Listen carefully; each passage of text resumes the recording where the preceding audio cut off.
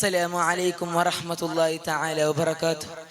بسم الله والحمد لله والصلاة والسلام على أشرف المرسلين وعلى آله وصحبه أجمعين أما بعد. ಗೌರವಾನ್ವಿತ ತೀರ್ಪುಗಾರರೇ, ಸುಂದರವಾದ ಅಲ್ ಮುರಾಫಕ ವೇದಿಕೆಯಲ್ಲಿ ಹದಿಹರೆಯ ಮಕ್ಕಳ ಮೇಲೆ ಡಿಜಿಟಲ್ ಉಪಕರಣದ ಪರಿಣಾಮದ ಕುರಿತು ಒಂದೆರಡು ಮಾತುಗಳನ್ನು ಆಡಲು ನಾನು ಇಚ್ಛಿಸುತ್ತಿದ್ದೇನೆ.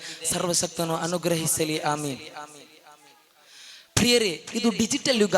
ಮನುಷ್ಯ ತನ್ನ ಕೈ ಚಮತ್ಕಾರದ ಮೂಲಕ ಆರ್ಟಿಫಿಷಿಯಲ್ ಇಂಟೆಲಿಜೆಂಟ್ ಅನ್ನು ಅಥವಾ AI ಅನ್ನು ತಯಾರಿಸುವ ಜಗತ್ತನ್ನೇ ತನಗೆ ಬೇಕಾದ ರೀತಿಯಲ್ಲಿ ತಿರುಗಿಸುತ್ತಿದ್ದಾನೆ. ಅತ್ತ ಆಕಾಶದ ಮಂಗಳ ಗ್ರಹದಿಂದ ಹಿಡಿದು ಇತ್ತ ಭೂಮಿಯ ಸಮುದ್ರದ ಪಾತಾಳವರೆಗಿನ ಸರ್ವ ಕಾರ್ಯಗಳನ್ನು ಡಿಜಿಟಲೀಕರಣಗೊಳಿಸಲು ಮನುಷ್ಯನಿಗೆ ಸಾಧ್ಯವಾಗಿದೆ.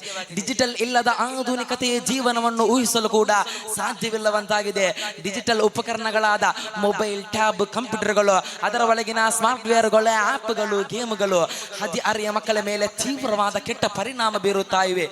ಕೊರೋನಾದ ಲಾಕ್ಡೌನ್ ಪರಿಣಾಮವಾಗಿ ಡಿಜಿಟಲ್ ಉಪಕರಣವು ಎಳೆಯ ಮಕ್ಕಳಿಂದ ಹಿಡಿದು ಮುದುಕರವರೆಗೂ ತನ್ನ ಪ್ರಾಬಲ್ಯವನ್ನು ಸಾಧಿಸಿದೆ. ಅಂದು ಮೊಬೈಲ್ ವಿರೋಧಿಸುವವರು ಇಂದು ತಾವೇ ಮಕ್ಕಳಿಗೆ ಮೊಬೈಲ್ ಅನ್ನು ಕೊಡಿಸುತ್ತಿದ್ದಾರೆ. ಪ್ರಿಯರೇ, ಡಿಜಿಟಲ್ ಉಪಕರಣಗಳಿಂದ ಹದಿಹರೆಯ ಮಕ್ಕಳ ಮೇಲೆ ಬೀರುವ ದಿನ ಪ್ರತಿ ಕೇಳುವ ದುಃಖದ ವಾರ್ತೆಗಳು ಅಷ್ಟಿಷ್ಟಲ್ಲ. ತಮ್ಮ ಮಕ್ಕಳು ಭವಿಷ್ಯದಲ್ಲಿ ಉನ್ನತವಾದ ಸ್ಥಾನದಲ್ಲಿರಬೇಕೆಂಬ ಆಸೆಯೊಂದಿಗೆ ತಂದೆ ತಾಯಿಯರು ಅದೆಷ್ಟೋ ಕಷ್ಟಪಟ್ಟು ಡಿಜಿಟಲ್ ಉಪಕರಣವನ್ನು ಕೊಡಿಸುತ್ತಾರೆ. ಅದನ್ನು ದುರುಪಯೋಗಿಸಿ ತಮ್ಮ ಅಮೂಲ್ಯವಾದ ಜೀವನವನ್ನು ಕೂಡ ನಾಶ ಮಾಡುತ್ತಾರೆ. ಹೆತ್ತವರ ಕನಸುಗಳು ಹಾಳು ಮಾಡುತ್ತಾ ಇವೆ. ಪ್ರೀತಿ ಪ್ರೇಮದ ಬಲೆಗೆ ಬಿದ್ದು ತನ್ನವರನ್ನು, ತನ್ನ ಧರ್ಮದವರನ್ನು ದೂರ ಮಾಡಲು ಈ ಉಪಕರಣವಾಗಿದೆ.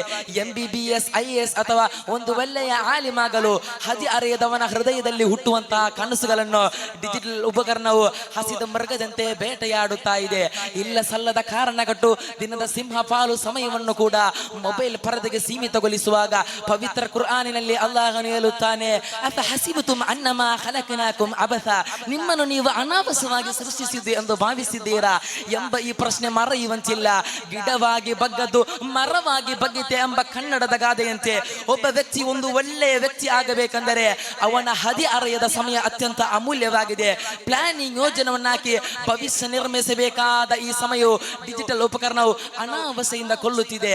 ಒಂದು ಕಾಲವಿತ್ತು, ಅಂದು ಮನೆಯಲ್ಲಿ ಮಗರಿಬ್ ನಮಾಜಿನ ಬಳಿಕ ಕುರ್ಆನ್, ಸ್ವಲಾತ್, ಮಾಲಾ, ಬೈತುಗಳು ಕೇಳುತ್ತಿದ್ದವು. ಅವೆಲ್ಲವೂ ಮಾಯವಾಗಿ ಡಿಜಿಟಲ್ ಉಪಕರಣದ ಶಬ್ದ ಕೇಳುತ್ತಾ ಇವೆ. ಇವು ಹದಿಹರೆಯ ಮಕ್ಕಳ ಮೇಲೆ ತೀವ್ರವಾದ ಪರಿಣಾಮ ಬೀರುತ್ತಾ ಇವೆ.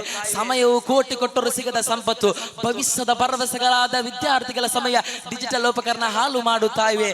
ಅಂತಿಮವಾಗಿ ನನಗೆ ಹೇಳಲಿಕ್ಕಿರುವುದು, ನಾವು ತುಂಬಾ ನಮ್ಮ ಜೀವನದ ಒಂದೊಂದು ಸಮಯ ಹಾಗೂ ಹೋಗುಗಳು ನಾಳೆ ಪರಲೋಕದಲ್ಲಿ ಅಲ್ಲಾಹನ ಪ್ರಶ್ನೆ ಇದೆ ಎಂಬ ಚಿಂತನೆಯೊಂದಿಗೆ ಡಿಜಿಟಲ್ ಉಪಕರಣವನ್ನು ಉಪಯೋಗಿಸೋಣ.